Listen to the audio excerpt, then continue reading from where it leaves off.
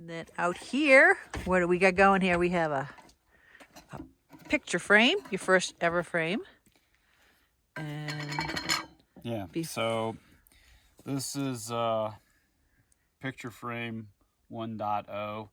A lot of lessons learned and how I tried to do it without having some material that will make it 2.0 go that much better with like a strap clamp and some other types of things.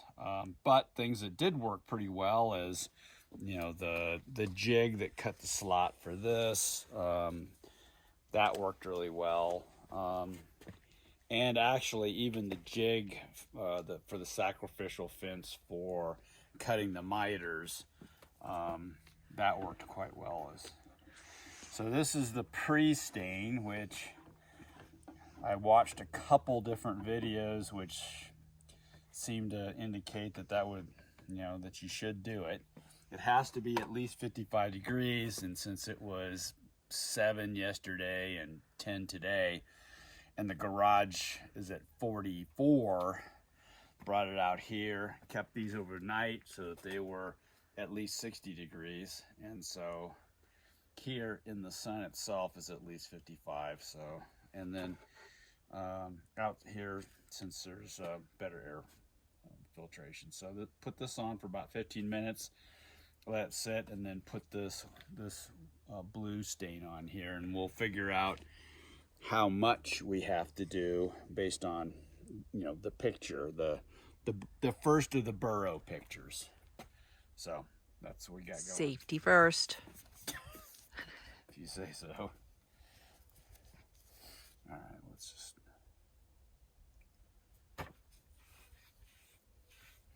So theoretically, the purpose of this is to eliminate blotching. I mean, and we'll see. I don't know. You know, you'd have to do like an A and B test to see, you know, whether or not, you know, not do it at all and see if there's a difference. And I also would imagine wood type would also play a role. And this frame wood is poplar. Mm-hmm.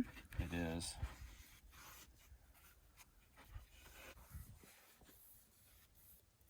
I was concerned that the foam brush would not allow for the kind of wiping it off, but that's not the case at all.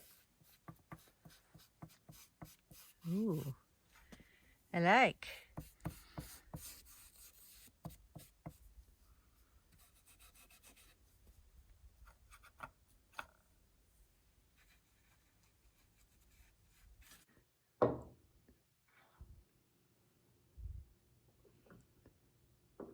The framing of this adorable piece of artwork continues, and after putting on the stain, Mike sanded it. What sandpaper did you use? 320 for the final distressing of it. 320 to give it a little distressed look, which will match the little barn around this guy. And then we just need to attach it, and we'll show you the next steps. So this is a sheet of plexiglass. How was the cutting of it? Well, similar to the cutting I did for the window in the woodshed. Basically, you know, clamp a straight edge and score it with the tool 6 times per side or more, and then place it over an edge, and it snaps right where you scored it. So it worked pretty much as advertised. All right.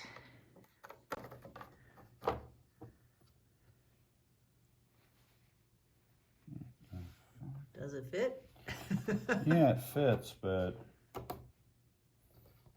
that's weird. Oh, I'm thinking that I didn't see that. The manufacturer itself. The edge is a little off. From the manufacturer, not from us. Yeah. Like mine are like completely straight and everything. Yeah. I mean, it's not a deal breaker because basically the rabbit is large enough to accompany that, and then I left a 1/16 of an inch space so that we could kind of jockey it around. But the next time, I thought from the factory erroneously that it would be good. It's not. And I also see another problem too. Wow. Oh, that's clever.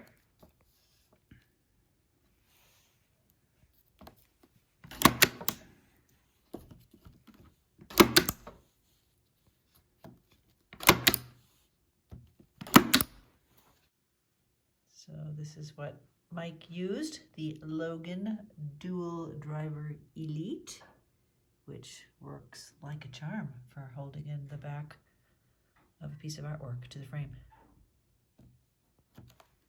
We put this awesome old backing on it because the backing it came with was too thick. How about over here?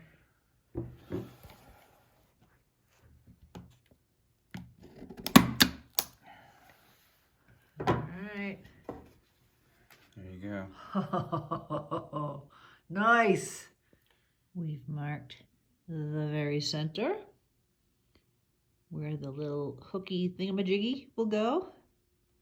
And then we just need to put some of these rubber baby buggy bumper thingamajiggies on the corners down here.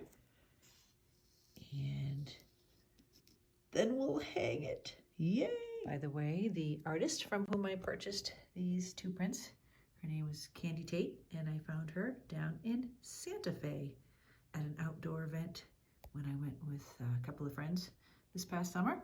And the two together, I bought this one too, because Mike's favorite animals are donkeys and pigs. And so this will make an adorable pairing up in our kitchen. We're going to do a completely different frame, well, different color frame on this one. It'll be fun. All right, one down, 3 or 4 more to go. Nice.